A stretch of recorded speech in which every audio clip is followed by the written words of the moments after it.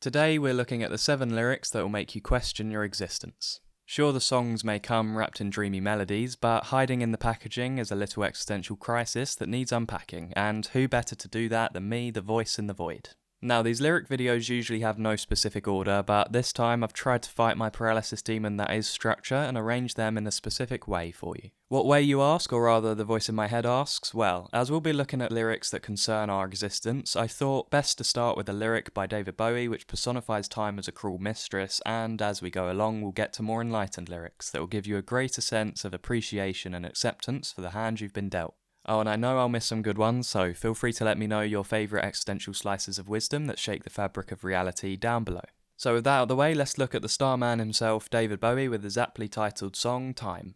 Before we get to the verse, let's quickly give some background. In this song, Bowie's alias Aladdin Sane is lamenting on his time running out. His character resents that he's doomed to meet his end far too early, and in response to not preparing sooner, can only personify time as a cold, heartless Grim Reaper type, as you can hear now. The sniper in the brain, regurgitating drain, incestuous and vain.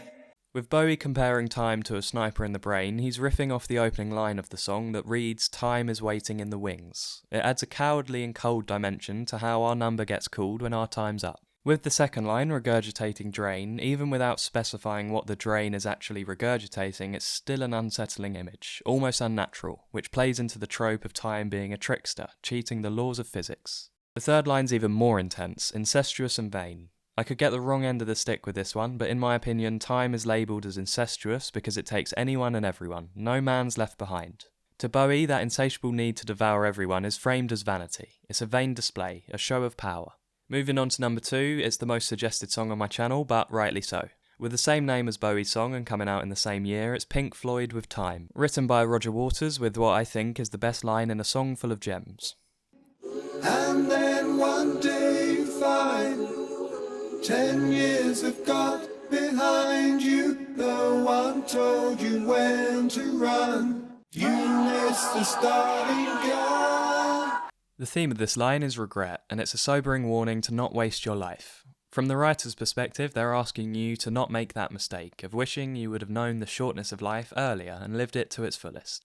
When each day blends together, we're prone to getting lured into a false sense of stability. To quote another line, the sun is the same in a relative way, but you're older.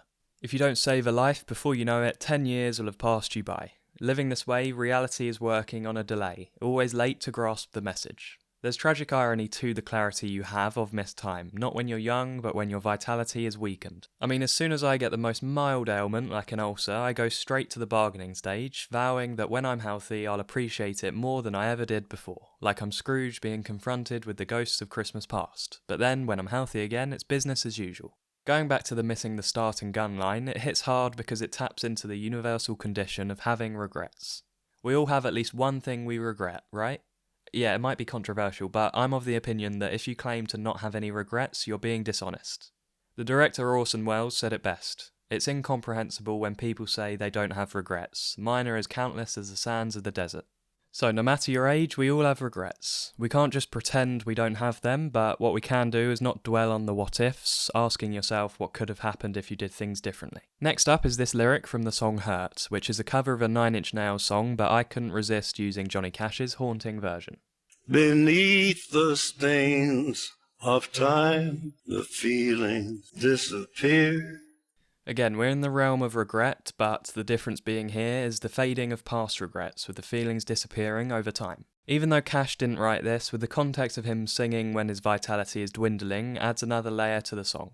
There's a small silver lining that the older you get, the more trivial the regrets you hold will seem, and so the stains of time will be more and more diluted. But as they're stains, there'll always be a faint imprint on the mind, and that sobering truth is just the nature of existence. But, to quote George Harrison, all things must pass, or in the same vein, Jim Croce from the song Recently sung, "Doesn't matter now who was wrong, the future is tomorrow 'cause the past is gone." Along the same lines is this next lyric by Bolan from T.Rex with his most underrated song, Life's a Gas. No, it really doesn't matter at all. Life's a gas. I hope it's gonna last. Bolan said he wrote this when he was feeling that life was a lot of fun. Life's meant to be enjoyed with your foot on the gas, carpe diem and all. Now, the saying life's a gas isn't his own. It dates back to 1957 in a short story by James Baldwin. But aside from the fact I clearly pulled from Google to sound more knowledgeable, the saying life's a gas also hits on another level, but it might just be me reading too much into it. So it can also be interpreted by me as our existence being elusive, hard to pin down due to its ever-fleeting and fluctuating nature. And so grasping for anything, hoping it will last forever, is a failure to accept reality. That's what makes Bolan ending it with "I hope it's gonna last" appear as a last-ditch attempt to ignore his finitude and cling on to the illusion of the eternal. To unexpectedly reference a Queens of the Stone Age lyric, holding on too long is just fear of letting go. What adds another layer of tragedy is how he died way too soon, at 29, under the tragically ironic way of a car crash. But whilst that reality adds a level of desperation to the line, the message is still a good one. Don't take your life too seriously, it really doesn't matter at all. Up next is arguably at odds with that carefree message as it speaks to the importance of your actions, even the seemingly inconsequential ones. Have a listen, it's from the song Who You Are by Eddie Vedder from Pearl Jam. Stoplight plays its part, so I would say you've got a heart. Before I unpack this lyric, I should admit that full credit goes to Anthony, who suggested this in the comments of my first lyric video. So what does the lyric mean? Well, it's about fate and how even one traffic light can delay our journey and alter it forever. A small delay could lead you to bumping into someone you never would have met otherwise, and that encounter can impact your whole life. Now, I know in our lives we like to read into things, seeing fate in everything, but it's true that even the smallest decisions can have a butterfly effect. Now, that can paralyse you into inaction, as if everything's impactful, anything can seem like a huge deal, and so, from fear of making the wrong decision, you make none. But this is where the next part of the lyric should help. You've got a part. If you accept that life is like a play and your actions affect others, then you'll actually want to help people as you see the real potential your good deeds can have. Next up is the chorus from the Talking Heads song Once in a Lifetime. You probably already know it, but let's listen anyway. How did I get here? Letting the days go by, let the water hold me down. Letting the days go by, water flowing underground into the blue again. After the money's gone, once in a lifetime, water flowing underground. This one's similar to Pink Floyd's Time in that we let days go by before one day going, how did I get here? When we're already deep into living a traditional suburban life. It can feel like we're drowning and the water's holding us down, feeling like we're just passengers in our own lives. But as we go through the chorus, Byrne suggests that the solution to get into the blue again is to stop the obsession of pursuing money. Only then will water flow underground and we'll be able to stay afloat. Now, I left this one for the end as it's the most complex, but the most rewarding. I'm talking about the trippy sounding Tomorrow Never Knows by John Lennon with the following line, which I'll have to read out this time because even the shortest Beatles snippet gets flagged. Oh, and don't worry, I won't try singing it in slow motion as John did. Or play the game existence to the end, of the beginning of the beginning. John was inspired by the 1964 book by Timothy Leary described as a manual for life based on the Tibetan Book of the Dead.